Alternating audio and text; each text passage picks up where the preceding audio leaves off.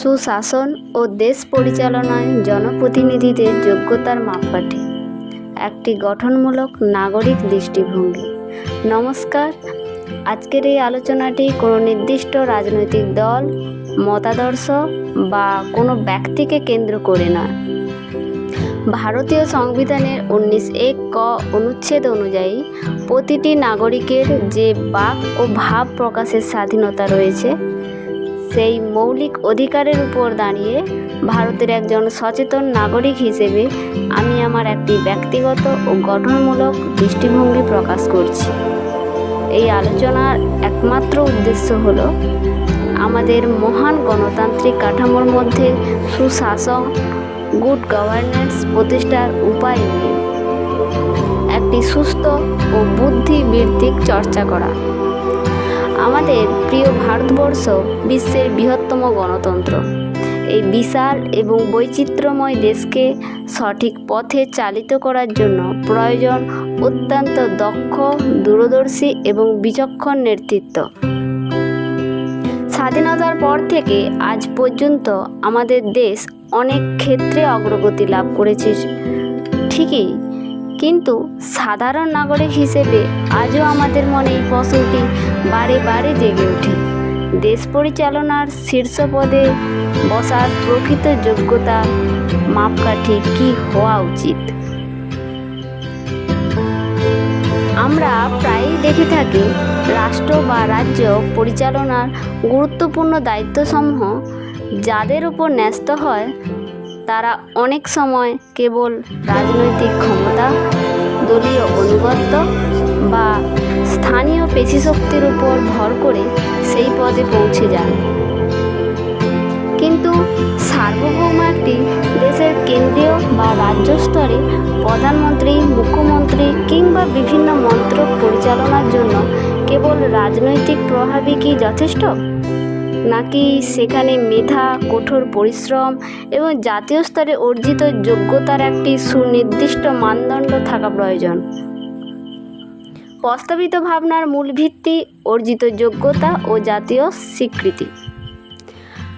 আমার ব্যক্তিগত উপলব্ধি থেকে মনে হয়, রাষ্ট্র পরিচালনায় মন্ত্রীদের মতো দায়িত্বশীল ও স্পর্শকাতর পদে তাদেরই আসীন হওয়া উচিত, যারা ইতিমধ্যে নিজেদের জীবন সংগ্রাম, মেধা, অধ্যবসায় এবং কঠোর পরিশ্রমের মাধ্যমে জাতীয় স্তরে নিজেদের যোগ্যতার প্রমাণ দিয়েছেন।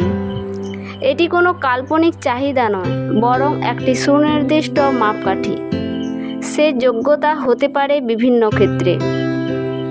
প্রথমত, জাতীয় স্তরে সম্মান ও পদকপ্রাপ্ত ব্যক্তিত্ব, যারা শিল্প, সাহিত্য, সংস্কৃতি, বিজ্ঞান, গবেষণা কিংবা খেলাধুলার মতো ক্ষেত্রে দেশের জন্য গৌরব বয়ে এনেছেন এবং জাতীয় স্তরের বিশেষ সম্মান যেমন অর্জুন পুরস্কার, পদ্মশ্রী, পদ্মভূষণ কিংবা অন্যান্য রাষ্ট্রীয় স্বীকৃতি অর্জন করেছেন।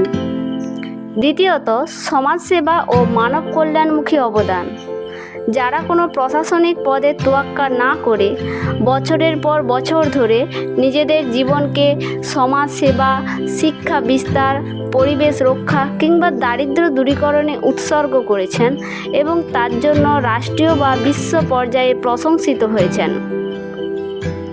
তৃতীয়ত, জাতীয় স্তরের মেধা ও প্রতিযোগিতামূলক সাফল্য, যারা অত্যন্ত কঠোর এবং স্বচ্ছ প্রতিযোগিতামূলক পরীক্ষা যেমন সিভিল সার্ভিস বা অন্যান্য জাতীয় মর্যাদাপূর্ণ সম্পূর্ণ পরীক্ষার মধ্য দিয়ে নিজেদের প্রশাসনিক দক্ষতা ও প্রজ্ঞার পরিচয় দিয়েছেন।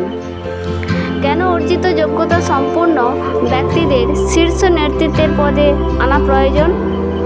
এই বিশেষ মানদণ্ডের পক্ষে বেশ কয়েকটি জোরালো যুক্তি রয়েছে, যা একটি দেশের ভবিষ্যৎকে আমূল বদলে দিতে পারে। প্রথমত, ব্যর্থতা পেরিয়ে সাফল্যের প্রকৃত মূল্য জানা। জাতীয় স্তরের যে কোনো অর্জনের নেপথ্যে থাকে হাজার ঘন্টার কঠোর অনুশীলন, ত্যাগ এবং বারবার ব্যর্থ হয়েও আবার ঘুরে দাঁড়ানোর গল্প। একজন অ্যাথলেট যিনি অর্জুন পুরস্কার পান বা একজন বিজ্ঞানী যিনি রাষ্ট্রীয় সম্মান লাভ করেন, তারা জানেন কঠিন বাস্তবের মুখোমুখি হয়ে কীভাবে একটি নির্দিষ্ট লক্ষ্যে পৌঁছাতে হয়। রাজনীতির ফাঁকা স্লোগানের চেয়ে এই বাস্তবিক সংগ্রামের অভিজ্ঞতা দেশ পরিচালনার ক্ষেত্রে অনেক বেশি কার্যকর ভূমিকা রাখতে পারে। দ্বিতীয়ত, পদের মর্যাদা রক্ষা এবং জনসাধারণের জন্য অনুপ্রেরণা। যখন কোনো স্বীকৃত মেধা ও চরিত্রের অধিকারী ব্যক্তি মন্ত্রিত্বের পদে বসেন, তখন সেই পদের মর্যাদা বহু গুণ বৃদ্ধি পায়। সমাজ তাদের কেবল একজন নেতা হিসেবে দেখে না, বরং একজন আইকন বা অনুকরণীয় ব্যক্তিত্ব হিসেবে দেখে। বিশেষ করে তরুণ সমাজ তাদের জীবন থেকে শিক্ষা নেওয়ার উৎসাহ পায় এবং রাজনীতির প্রতি সাধারণ মানুষের আস্থা ফিরে আসে। তৃতীয়ত, পেশি শক্তি ও বাহুবলের বিকল্প নীতি। বর্তমান রাজনৈতিক প্রেক্ষাপটে অনেক সময় দেখা যায় এলাকাভিত্তিক বাহুবল, দাদাগিরি বা কেবল রাজনৈতিক সমীকরণের উপর ভর করে ক্ষমতার শীর্ষস্তরে পৌঁছে যাওয়ার প্রবণতা তৈরি হয়। মেধাভিত্তিক যোগ্যতাকে যদি মূল মাপকাঠি হিসেবে অগ্রাধিকার দেওয়া হয়, তবে রাজনীতি থেকে আকাঙ্ক্ষিত বাহুবল ও পেশিশক্তির প্রভাব ধীরে ধীরে হ্রাস পাবে এবং সুস্থ রাজনৈতিক সংস্কৃতি তৈরি হবে। চতুর্থ, সুশাসন এবং দূরদর্শিতার বিকাশ।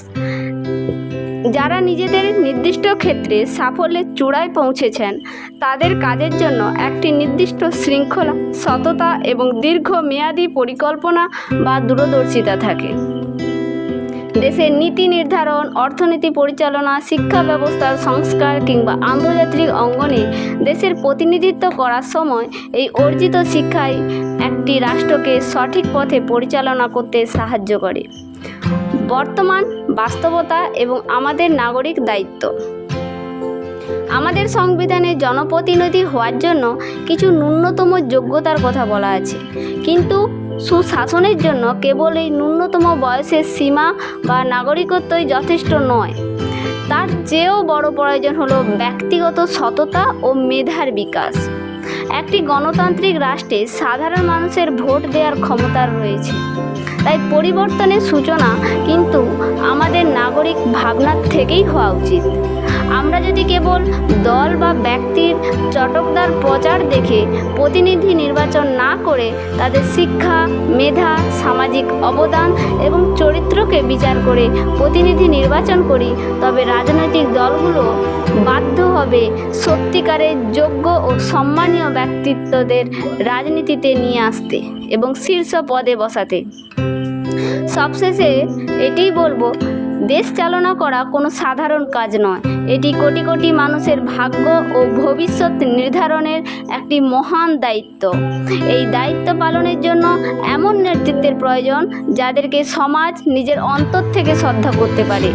রাজনীতির সংকীর্ণতার ঊর্ধ্বে উঠে মেধা, চরিত্র এবং অর্জিত যোগ্যতাকে প্রাধান্য দেওয়াই হোক একটি স্বনির্ভর ও উন্নত ভারত গড়ার মূল চালিকা শক্তি। এটি কেবল আমার একার মনের কথা নয়, এটি সুস্থ গণতন্ত্রপ্রেমী প্রতিটি সচেতন নাগরিকের একটি আন্তরিক প্রত্যাশা। আপনারা এই ভাবনাটিকে কিভাবে দেখেন? দেশ পরিচালনার যোগ্যতার এই নতুন মানদণ্ড নিয়ে আপনাদের মতামত কমেন্ট সেকশানে অবশ্যই জানান। ধন্যবাদ।